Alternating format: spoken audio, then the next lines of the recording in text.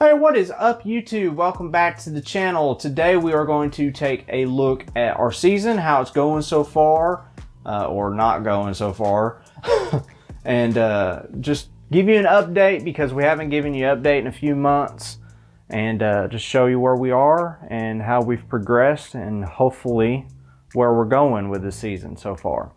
So be sure to subscribe if you're new here, or if you're not new here and have not hit the subscribe button yet, hit the subscribe button because YouTube tells me what percentage of y'all are not subscribed. So subscribe, please. And be sure to hit the like button if you like this video, or you're more than welcome to hit the dislike button if you don't like it. But let me know in the comments why you didn't like it or why you liked it. What I can improve on or not improve on, or whatever. All right, let's hop into the video. On top of my incubator here, I have this battery backup. It's a 1500 VA. Don't ask me what the hell that stands for. All I know is 150 bucks, and what it is for storm season when power goes out, this thing will kick on and kick the thermostat on, which is actually done pretty good. 0% output. It'll kick this on, so for power outage I don't have, you know, eggs getting cold on me. But inside the incubator here, sure wish I had a light, but this is our incubator. 5 foot of heat tape down the back end. Got the probe coming in the back and got it hanging out across the shelf. Well, let me get that hanging out across the shelf here. And then so far we got two clutches in the incubator. So far we have Cinnamon Inchy Yellow Belly to Inchy Yellow Belly or Gravel. Hoping he proves out Gravel. When did she do 620? I know it's hard to see in here. And then our other clutch is Blackhead to Pastel Inchy Yellow Belly, and she is due, when is she due? 628. So clutches are coming up soon. There they are. My thermostat's beeping at me because I got the damn door open. But yeah, there's the clutches for the year so far. Alright, this female down here, this Firefly GHI, I'm fucking pretty damn sure she ovulated on 4/16, had a pre-lay shed on 5/3, and is due on 6/2. But I've never seen a female do this after ovulation. She's at the front. Ignore all the shed skin and the urates back there. I leave that in there sometimes, just a little bit, to try to make them feel comfortable and keep going. But you are at the front. Why are you at the front? And why aren't you focusing? Yeah, you. Why aren't you at the front? Huh? Or why are you at the front and not at the back? So I don't know what the hell's going on, why she's at the front. Of course her back end is in the back on the heat tape. But I've never had a female just sprawl out like this. And then when I palpate her, she's soft. So I know her, she's ovulated. Her follicles aren't hard anymore. By the way, that's a trick. If you are unsure if a female has or has not ovulated, and you know for sure she's got follicles, and you've palpated, and her follicles, if they feel hard still, she hasn't ovulated. If they feel soft, then more than likely she has already ovulated. So make sure you watch out for her shed date and notate it so you can look for eggs. The female that's not too far from her is this Banana Clown female. I tried last year to get this female to lay. Bred the same male, but this time she actually ovulated, shed, and she's due about a couple weeks after this other one. And look, she's doing what she's supposed to. Sitting towards the back on the heat. So she's going to hopefully produce some super banana blackhead clowns. And once again, I need to figure out the color on this camera because her color's not coming out. Yeah, I know you're bitchy. They tend to be bitchy. That's another good sign. If the female, if you suspect that she is developing follicles and she's at the front, bowl wrapping, all that crap, pounding food, then went off food, blah, blah, blah. If you think she's building follicles and she's real bitchy, then she probably is building follicles. Those are the only girls that I know for sure are going. Like those two clutches that I showed at the beginning, and then these two, those are guaranteed ovulated and are going to lay. Next ones I'm going to show you are iffy. They're building, or they're showing signs that they want to build, like maybe they'll be building another month. So hopefully they go. I mean, I got some good stuff, trying to get some good stuff going here. I really don't want to end up with just 4 clutches, but hey, it is what it is, right? And 4 clutches is better than 0, and that's 4 clutches of potential holdbacks for my projects. A girl that I'm very hopeful on is this inchy pied female. Notice that she don't have a tag or a little sticker, because she hadn't ovulated yet. But I did ultrasound her back in February, and she had, I think, 15 or 18 millimeter follicles. Ultrasounded her again last month. She has 18 millimeters. And she's bull wrapping. Now the story behind this girl is I first bred a Sunset to her. And Mr. Sunset decided that, oh, I'm going to go off food. Sorry. But he got 1 lock. So when she hit 18 millimeters, I bred Fire Inchy OD Clown to her. And now she's at the front bull wrapping harder. I'm hoping that Sunset, that Clown, I'm hoping that Clown pushes her to build and want to ovulate. The problem is I'm not going to know who sired the clutch. If Fire or an OD pops out, then I'll know that the Fire Inchy OD Clown sired it, and I'll know that, you know, those babies are double het Clown pod. But if I hatch out an Inchy or a normal, I'm not going to know. It could have been from him because he has Inchy in him. I'm not going to know if it's a double het Clown pod or a double het Sunset pod. So that was the problem. If I had it my way, a wise pairing for her as a backup would have been a multi-gene pod male. So, you know, pod to pod gives you all pods. So if I would have bred like a 3-gene pod, if I would have got all pods, or if it was a dual sire clutch and I had pods, I would know whose is whose, because you can only get pods from a male pod to a pod.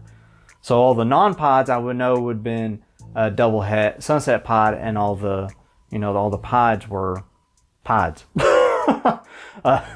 So that's the way I wanted to do it, but I don't have any pod males that, you know, I don't have enough pod males that I'm willing to put with her to potentially throw off getting double het Sunset pods. So probably gonna hold back the whole clutch anyways. I'll just label everything accordingly.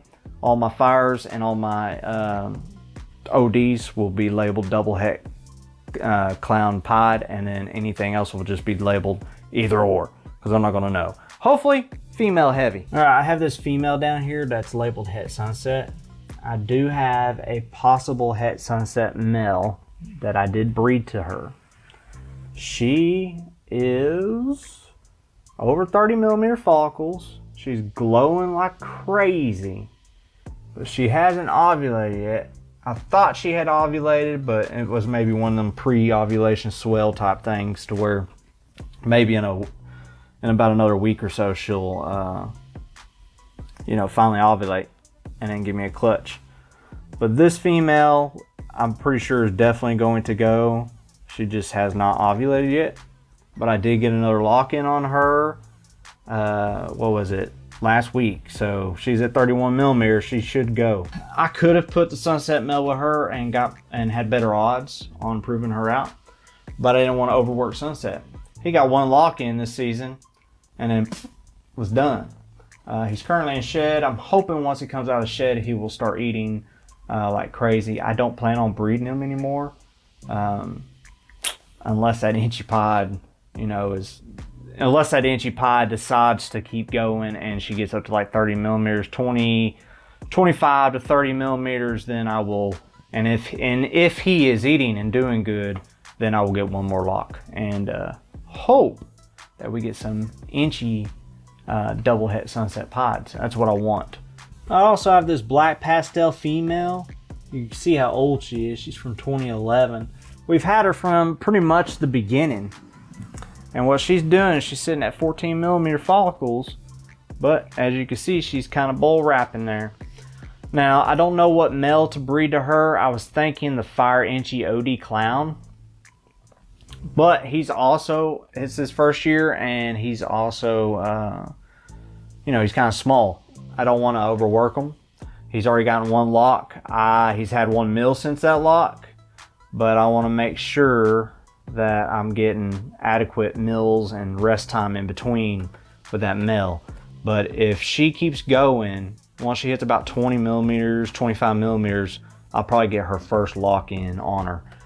And hopefully get some crazy het clown stuff for the future. Now let's move on to females that, well, I don't know. They're sitting at the front. Are they going to do anything? I don't know. Some of these females I still need an ultrasound because they were in shed. Well, they're still in shed. I got to wait till they get out of shed to ultrasound them because it's hard to see through that shed skin on what they have inside of them. Really hoping she goes. We're talking Pastel Fire OD Yellow Belly, bred to a Inchy Highway, I believe. Yes, she was bred to an Inchy Highway. So, and then you can see she's sitting at the front. She's a monster. This girl ate non-stop from October 2019 till about a month or two ago. No joke. She went from 500 grams up over 2,000 grams. And now she's bred a couple times and she's sitting at the front. I really hope she goes. Really hoping for some Pastel Fire OD Inchy Highways. That would be insane. Of course, she's in shed, so I can't tell. Or I can't ultrasound until she's out of shed. Got an Inchy Pied down here, Inchy Pied female. She has been spending the majority of her time up here, but obviously she is on the, or not on the heat tape, but she's closer to the back now. But, you know, there's possibility that she may go. So, Inchy Pied, I'm really hoping. Lemon Blast Desert Ghost was bred to her. I produced this female back in 2014. So she's what, 7 years old now? Has not laid a clutch for me. I haven't even paired her up. She only eats to maintain. Now she's at the front, bowl wrapping. Only eats to maintain. I mean, she literally will only eat, you know, 4 months out, or not even 4 months. She only had 4 meals last year. So we'll see what she does. I need her to eat some more. I really don't want to pair her. And she's looking kind of lumpy. But I need to check on her, ultrasound her, see what's up. Well, that's about it for this week, guys. As you can tell, there's not too much going on for this season so far. Hopefully they pick up and we can get some more clutches. I'm not going for numbers on clutches. There are females I could breed that are actually building right now that I didn't even show off because I have no plans on breeding them because I don't have anything for them. Could I get a clutch from them? Absolutely. Do I need a clutch from them? No, I don't. I'm only breeding, you know, for my projects. Whatever I don't want to keep that is, you know, just a byproduct that comes out of my clutches, I can sell off and make the money to fund my other projects. So I'm not worried about making, you know, crazy amounts of clutches, because with crazy amounts of clutches comes crazy amounts of work. And I'm not trying to do extra work that I don't need to do. So I am only breeding for what I want. There's probably about 4 females or so that are building that I just don't have a male for them, and I don't have anything that I want to put with them. So guys, you don't have to breed because she's building. Think about your projects. Now, if you have the time and all that and want to breed and get that clutch, so because you know you can sell the babies and make some money and fund your projects, then by all means do it. But as far as I am concerned, I'm going to stay away from just producing whatever. I used to do that. I used to want to produce as many clutches as possible. But the work does wear on you while you work a full-time job, and you just got to figure out if it's really worth it at that point in your life. You know, at that point in time in your life. So I hope you enjoyed the video. Be sure to tune in next week. We may go over another project or so that we're doing. May do a rat video. I haven't done a rat video in a while. Let me know in the comments any ideas on videos you want me to do, as long as they're not, you know, beyond my brain capacity. So we will catch y'all next week. Thank you for tuning in, and hope y'all have a great week.